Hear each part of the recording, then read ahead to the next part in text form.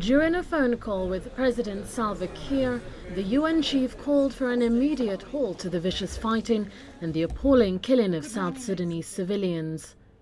Ban stressed the need to ensure that the perpetrators of what he termed as a completely unacceptable attack on the United Nations mission in South Sudan compound in Bor and the ethnically motivated killings in Bentiu are swiftly brought to justice. Hello, I'm Riek Machar. His calls come as the UN's top human rights official Navi Pillay travelled to an undisclosed location in South Sudan and met with former Vice President Riek Machar to discuss the worsening human rights situation. And gave him the concerns of the Secretary General about protection of civilians, and we received assurances from him that he himself is investigating the human rights violations that occurred in Bentiu, and that he is also concerned about protection of civilians here.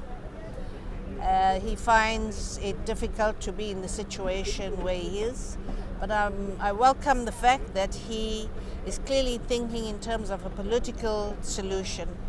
Pillay, together with Adama Dieng, the special advisor on the prevention of genocide, are in South Sudan for 3 days, visiting sites where recent grave human rights violations have occurred to assess the human rights situation, talk to victims, senior government officials and those in the opposition. He did mention that he is investigating his own people, but at the end of the day what is critical is that the hostilities have to be ceased and that both leaders come together so that the people of this country, South Sudan, not be betrayed. Pillay will hold a press conference in Juba on Wednesday, after which she will proceed to Addis Ababa for talks with the African Union. In total, 923,000 South Sudanese are displaced within their own country since the crisis began in mid-December 2013. And almost 5 million people need humanitarian assistance. Maria Galang, CCTV. Now, for analysis on developments in South Sudan, I'm now joined in studio by John Gachie, a journalist and expert on South Sudan. Welcome to Africa Live. Thank you. Now, we've got this visit by the UN Chief on Human Rights, and she's warned leaders in South Sudan of the consequences of these atrocities. And one of those consequences is that famine could result because farmers aren't allowed to plant. She said that leaders in South Sudan will be held responsible if that's the case. Do you think these sentiments will be taken seriously? At the moment, yes. I think for me, the development right now is very important, that the UN is ratcheting up pressure and saying you will be held accountable. And I think this will have a profound impact. Fairly soon, I think both parties will try, you'll see a softening, so to speak, or kind of moving the positions here and there. So this is quite important. So now, while the pressure has been upped, one of the requests that the UN Human Rights Chief made to Salva Kiir was that he should openly condemn the attacks on the UN base. Now, why hasn't that been forthcoming? Yeah, that's a good question. One of the things, the relationship between the government of South Sudan and the United Nations peacekeeping mission in South Sudan, UNMISS, has not been, to say, in the best of times, the most convivial, or at the best of times. And I think the relationship has brought in a lot of hostilities and mutual suspicion. And I think the UN is trying to kind of force, so to speak, Salva to acknowledge that his people have gone a little bit too far in kind of trying to draw the UN.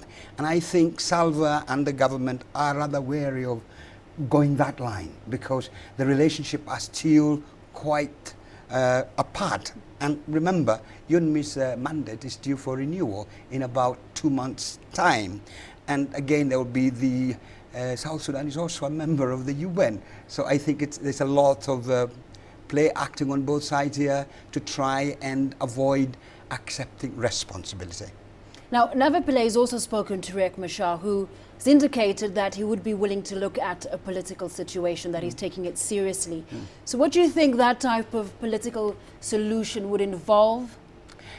Yeah, I think for me this is the most remarkable development in the light of the four months we've had this conflict in South Sudan, that Riek Machar is willing, to consider a deal. Now, as you rightly ask, what will the deal entail? Power sharing, or would he perhaps seek to have this treason charges against him lifted, or what nature and what form? I think this is the first step, and I think it's a fairly remarkable development for him to even concede that he's willing to consider a resolution.